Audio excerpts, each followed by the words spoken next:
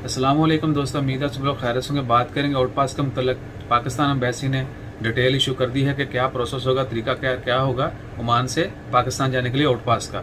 आप स्क्रीन के ऊपर भी देख सकते हैं और हम भी आपको थोड़ा रिपीट कर देते हैं। 15 नवंबर से ऑनवर्ड जितने भी दोस्त अब आप आउट पास पे पाकिस्तान जाना चाहते हैं ओमान से, उनके लिए ज़रूरी है कि वो मिनिस्ट्री ऑफ लेबर की वेबसाइट के ऊपर अपनी रजिस्ट्रेशन करवाएं, सर्वर सेंटर से रजू करें, वो वहाँ पर आपका डाटा जो है सारा अपडेट करेंगे।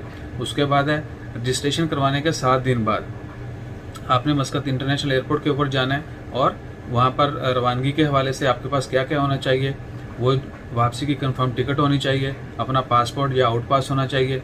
इसके अलावा पीसीआर टेस्ट 72 घंटे का, 96 घंटे का नहीं, 72 घंटे का। जब आप एयरपोर्ट पे जाएंगे या तो सब कुछ करने के लिए तो आपके पास ये तमाम चीज़ें होनी चाहिए।